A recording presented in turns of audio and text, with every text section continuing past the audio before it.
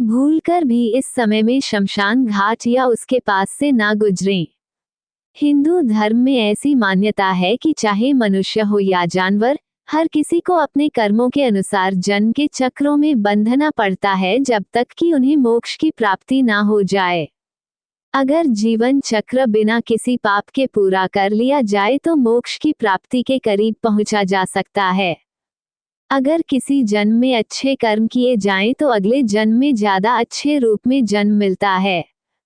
भूलकर भी इस समय में शमशान घाट या उसके पास से ना गुजरें। अस्थि विसर्जन ऐसी मान्यता है कि गंगा जैसी पवित्र नदी का जल पीने या नहाने मात्र से मानव के समस्त पाप धुल जाते हैं। यही वजह है कि दाह संस्कार के बाद अस्थियों की राख को गंगा में प्रवाहित कर दिया जाता है। ऐसी मान्यता है कि मनुष्य की अस्थियां वर्षों तक गंगा नदी में ही रहती हैं। गंगा नदी धीरे धीरे उन अस्थियों के माध्यम से इंसान के पाप को खत्म करती है और उससे जुड़ी आत्मा के लिए नया मार्ग खोलती है। भूलकर भी इस समय में शमशान घाट या उसके पास से ना गुजरे। हिंदू धर्म में अंतिम संस्कार प्रायः नदी के किनारे ही किए जाते हैं। इस स्थान को शमशान घाट कहा जाता है। शमशान घाट पर शवों को लाकर उनका दाह संस्कार या अंतिम संस्कार किया जाता है। भूलकर भी इस समय में शमशान घाट या उसके पास से ना गुजरें। शमशान घाट पर आत्माओं, भूत प्रेत आदि का निवास भी माना जाता है। यहाँ अघोरी भी होते हैं, इसलिए जैसे ही चंद्रमा आकाश में नजर आने लगे उस समय से लेकर सूर्योदय तक जीवित मनुष्यों को शमशान घाट या उसके करीब से बिल्कुल भी नहीं गुजरना चाहिए। भूलकर भी इस समय में शमशान घाट या उसके पास से ना गुजरें। शमशान अधिपति भगवान शिव और मां काली को शमशान घाट का भगवान कहा गया है।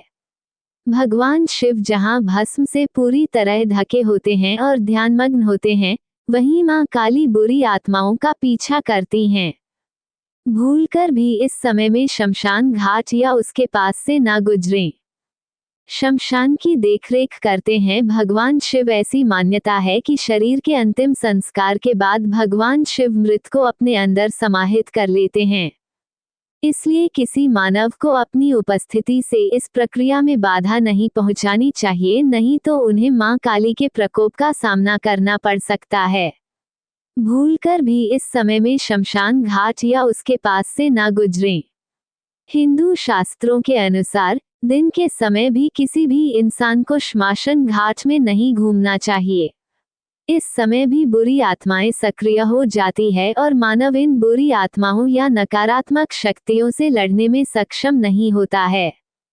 भूलकर भी इस समय में शमशान घाट या उसके पास से ना गुजरें। हिंदू शास्त्रों के अनुसार रात को नकारात्मक शक्तियां अधिक प्रभावी होती हैं। ये नकारात्मक शक्तियां मानसिक रूप से कमजोर किसी भी व्यक्ति को तुरंत अपने प्रभाव में ले लेती हैं। यदि कोई व्यक्ति भावनात्मक रूप से कमजोर हो और नकारात्मक सोच से घिरा हुआ हो तो ये संभावना और भी बढ़ जाती है। प्रायः जब कोई व्यक्ति इन नकारात्मक शक्तियों के प्रभाव में आता है तो उसका खुद पर काबू नहीं रहता, वो उनके वश में हो जाता है। भूलकर भी इस समय में शमशान घाट या उसके पास से ना गुजरें। इसमें कोई संदेह नहीं है कि सकारात्मक और नकारात्मक शक्तियों का प्रभाव सभी मनुष्य पर होता है, लेकिन कमजोर सोच के लोगों पर नकारात्मक शक्ति तुरंत हावी हो जाती हैं। इसलिए कहा गया है कि रात को किसी भी शमशान में नहीं जाना चाहिए या उसके पास से नहीं गुजरना चाहिए। भूलकर भी इस समय में शमशान घाट या उसके पास से ना गुजरें। हिंदू धर्म में अंतिम संस्कार को लेकर कुछ नियम तय किए गए हैं जिन्हें ध्यान में रखना चाहिए। भूलकर भी इस समय में शमशान घाट या उसके पास से ना गुजरें। किसी भी शव का जल्दबाजी में अंतिम संस्कार नहीं करें। अगर किसी व्यक्ति की दिन के समय में मृत्यु हो जाती है तो शव को 9 घंटे के भीतर अंतिम संस्कार कर दिया जाना चाहिए, लेकिन अगर किसी की मृत्यु रात में हुई है तो फिर उसका अंतिम संस्कार 9 नाजिगई 1 नाजिगई -24 मिनट में किया जाना चाहिए। ऐसी मान्यता है कि यम अगर गलती से किसी आत्मा को लेते जाते हैं तो वे उसे वापस पहुंचाने की ताकत भी रखते हैं, इसलिए अंतिम संस्कार करने में बहुत जल्दबाजी करना उचित नहीं माना जाता है।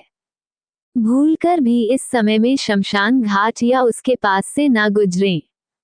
पत्नी गर्भवती है तो अंतिम संस्कार में शामिल ना हो। अगर किसी पुरुष को पता है कि उसकी पत्नी गर्भवती है तो उसे उस दौरान अंतिम संस्कार के क्रियाकलापों से दूर रहना चाहिए। उसे शमशान घाट भी नहीं जाना चाहिए। भूलकर भी इस समय में शमशान घाट या उसके पास से ना गुजरें। अगर किसी की मौत दक्षिणायन कृष्ण पक्ष रात्रि में हुई हो तो इसे दोष माना जाता है, इसलिए शव को जलाने से पहले रिश्तेदारों को ब्राह्मणों को भोज व्रत या दान पुण्य करके इस दोष का निवारण किया जा सकता है। दोस्तों, आज का वीडियो यहीं तक है। आशा करता हूँ कि हमारी कहानी अच्छा लगा है। अगर आपको हमारी कहानी अच्छी लगी है तो चैनल को सब्सक्राइब कीजिए, शेयर कीजिए, लाइक कीजिए, कमेंट कीजिए और सेवा करने का मौका दीजिए। अगले वीडियो में मिलेंगे।